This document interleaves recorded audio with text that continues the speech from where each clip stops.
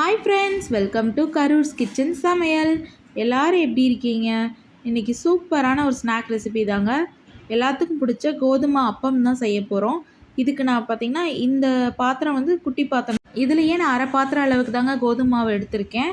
அதுக்கேற்ற குவான்டிட்டிஸில் தான் எல்லாமே ஆட் பண்ணிக்க போகிறேன். உங்களுக்கு எவ்வளோ வேணுமோ அதுக்கேற்ற மாதிரி எல்லாத்தையுமே ஆட் பண்ணிக்கோங்க.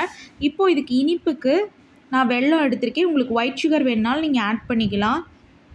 வெல்லம் வந்து தண்ணியில் கரைச்சி பாவாக தான் ஆட் பண்ணுவாங்க. பட் என்னோடய வெல்லம் வந்து நல்லா சாஃப்டாக தான் இருக்குது. லைட்டாக நான் தண்ணி ஊற்றி மிக்ஸ் பண்ணாலே ஆட்டோமேட்டிக்காக அது கரைஞ்சிரும். பாருங்கள், நான் செஞ்சு காட்டுறேன். எவ்வளோ சாஃப்டாக தான் இருக்குது. ஸோ அப்படியே நான் ஆட் பண்ணிக்கிறேன். உங்களுக்கு கெட்டியமாக இருக்குது அப்படின்னா உடச்சிட்டு பாவாட்டை காய்ச்சி அதை ஆட் பண்ணிக்கோங்க. இது கூட ஒரே ஒரு ஏலக்காய் எடுத்திருக்கேன். இப்போ இது எல்லாத்தையுமே நம்ம கோதுமை மாவோடு ஆட் பண்ணி நல்லா மிக்ஸ் பண்ணி கலந்துக்கணும். இப்போது அப்படியே அந்த வெல்லத்தை நான் கோதுமை மாவோட மிக்ஸ் பண்ணி கலந்துக்க போகிறேன். எல்லா வெல்லத்தையுமே நல்லா ஆட் பண்ணிக்கலாம். இது கூட ஒரே ஒரு ஏலக்காய் நான் அப்படியே இப்படி நசுக்கி விட்டுட்டு அப்படியே ஆட் பண்ணிக்கிறேன். உங்களுக்கு தட்டிட்டு ஆட் பண்ணுறதுனால ஆட் பண்ணிக்கலாம், இல்லை ஏலக்காய் பவுடராக இருந்தாலும் நீங்கள் ஆட் பண்ணிக்கலாம். இப்போ இது எல்லாத்தையுமே நல்லா மிக்ஸ் பண்ணிக்கணும். தண்ணி வந்து நீங்கள் கொஞ்சம் கொஞ்சமாக ஆட் பண்ணி கரெக்டான பதத்துக்கு பிணைஞ்சு எடுத்துக்கணுங்க. இதோட பதம் பார்த்திங்கன்னா, அந்த கோதுமை தோசைக்கு நம்ம தோசை மாவு கரைப்போம் இல்லைங்களா, அதை விட கொஞ்சம் கெட்டியமாக இருக்கணும். ஸோ அந்த பதத்துக்கு கொஞ்சம் கொஞ்சமாக தண்ணி ஆட் பண்ணி அதனால் மிக்ஸ் பண்ணிக்கலாம். அதனால தான் நான் கொஞ்சம் கொஞ்சமாக தண்ணி ஆட் பண்ண சொல்கிறேன். ஸ்நாக் ரெசிப்பிலே ஒன் ஆஃப் த ஈஸியஸ்ட் ரெசிபினா இது தாங்க சொல்லலாம். ஒரு 3 இன்க்ரீடியன்ட்ஸ் அவ்வளோதான், போட்டு பொரிச்சு எடுத்தோன்னா சூப்பரான அப்பம் ரெடி. கண்டிப்பாக எல்லாருமே ட்ரை பண்ணுங்கள். யாருக்கெல்லாம் அப்பம் ரொம்ப பிடிக்கும், அது கோதுமை மாவு அப்பம்னா ரொம்ப பிடிக்குங்கிறத மறக்காமல் கமெண்ட்டில் தெரிவிச்சுக்கோங்க. இப்போ பாருங்கள், எல்லாத்தையும் நான் கலந்துட்டேன். இந்த பதத்துக்கு நல்லா பிணைஞ்சு எடுத்துக்கணுங்க.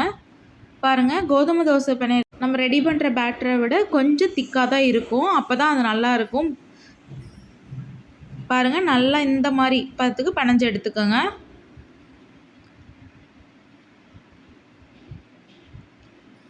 அவ்வளோதான். இதை வந்து இதை அப்படியே நீங்கள் அப்பமாக ரெடி பண்ணி ஊற்றிக்கிறேன்னாலும் ஊற்றிக்கலாம். இது கூட ஒரே ஒரு இன்க்ரீடியன்ட் ஆட் பண்ண போகிறேன். அது வந்து ஆப்ஷனல் தான். உங்களுக்கு வேணும் அப்படின்னா ஆட் பண்ணிக்கலாம், இல்லைன்னா ஒமிட் பண்ணிடலாம். என்னோடய வீட்லேயும் என்னோடய குழந்தைங்களுக்கும் நான் பேக்கிங் சோடா எதுலேயுமே நான் ஆட் பண்ண மாட்டேன், எங்களுக்கு பிடிக்காது அப்படின்னா கண்டிப்பாக அதை ஒமிட் பண்ணிடலாம். அதை வந்து ஆப்ஷனல் தாங்க, மஸ்ட்டுங்கிறதே கிடையாது. இதுக்கப்புறம் நம்ம பேக்கிங் சோடா தான் ஆட் பண்ண போகிறோம். நல்லா புசு புசுன்னு வரும், அதுக்காண்டி தான். உங்களுக்கு வேணான்னா கண்டிப்பாக அதை ஒமிட் பண்ணிடலாம். இப்போ பார்த்தீங்கன்னா நல்லா பிணைஞ்சாச்சு. இது கூட நான் சொன்ன மாதிரி பேக்கிங் சோடா, ஆனால் அதில் அளவு இருக்குங்க. நான் 1/4 ஸ்பூனை விடவும் கம்மியாக தான் எடுத்திருக்கேன். எவ்வளோ எடுக்கிறீங்களோ நீங்கள் அதுக்கேற்ற குவான்டிட்டியில் ஆட் பண்ணுங்கள். ரொம்ப நிறையா ஆட் பண்ணிட வேண்டாம். இப்போ இது எல்லாத்தையுமே நல்லா மிக்ஸ் பண்ணிக்கலாம். அகைன் நல்லா மிக்ஸ் பண்ணிவிட்டு கரெக்டாக 10 to 15 மினிட்ஸுங்க, அவ்வளோதான். அது ஊறிச்சுன்னா போதும். நம்மளோட மாவை எடுத்து அப்படியே நம்ம எண்ணெயில் பொரித்து எடுக்கலாம் சூப்பராக. எல்லாத்தையும் இந்த மாதிரி நல்லா மிக்ஸ் பண்ணிக்கோங்க. அவ்வளோதான், நம்மளோட பேட்டர் ரெடி. இது அப்படியே ஒரு 10 to 15 மினிட்ஸு நம்ம வச்சுட்டு எண்ணெயை வானலில் சூடு பண்ணால் கரெக்டாக இருக்கும்.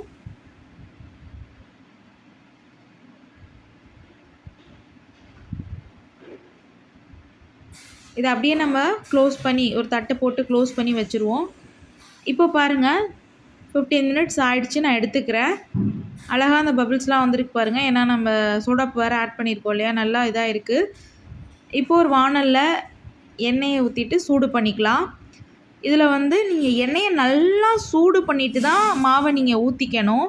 இல்லை சிம்மில் வச்சு ஊற்றுனீங்க அப்படின்னா, இல்லை எண்ணெய் கொதிக்கலை அப்படின்னா அந்த போடுற அந்த அப்பம் வந்து எல்லா எண்ணெயும் உறிஞ்சிரும், ப்ளஸ் வேகவும் வேகாது. இப்போ எண்ணெய் நல்லா சூடாக இருக்குது. நான் அப்பத்தை ஊற்றிக்கிறேன். உங்களுக்கு பெரிய சைஸாக வேணும் அப்போனா அதுக்கேற்ற மாதிரி மாவு ஊற்றிக்கோங்க. நான் குட்டி குட்டியாக தான் போட்டுக்க போகிறேன். இப்போ இதை சிம்லையோ வச்சிடணும். நீங்கள் வந்து ரொம்ப ஃபுல்லாக வச்சு வேக வைக்கக்கூடாது. சிம்லேயோ மீடியம்லேயோ வச்சு வேக வச்சிங்கன்னா தான் உள்ளே இந்த மாதிரி வெந்திருக்கும். அப்படியே திருப்பி போடுங்க ஒரு 3 மினிட்ஸ் அங்கிட்டு இங்கிட்டுன்னு. சூப்பரான அப்பம் ரெடி. சொன்ன மாதிரி ஃபுல் ஃப்ளேமில் வச்சு வேக வச்சிங்கன்னா அவுட்டர் லேயர் மட்டும்தான் வேகும், உள்ளே வேகாது. அதே மாதிரி கரெக்டான ஃப்ளேம் வந்து கரெக்டாக வச்சுக்கோங்க. மீடியம் இல்லை அதை விட கம்மி சிம்மில் வச்சுக்கோங்க. அவ்வளோதான் நம்மளோட அப்பம் ரெடி. எடுத்து சர்வ் பண்ணுங்கள். எல்லாத்துக்கும் பிடிக்கும். மறக்காம நம்ம சேனலை சப்ஸ்கிரைப் பண்ணுங்கள், கமெண்ட் பண்ணுங்கள், லைக் பண்ணுங்கள். முக்கியமாக உங்கள் ஃப்ரெண்ட்ஸ்க்கு எல்லாத்துக்கும் ஷேர் பண்ணுங்கள். தேங்க்யூ.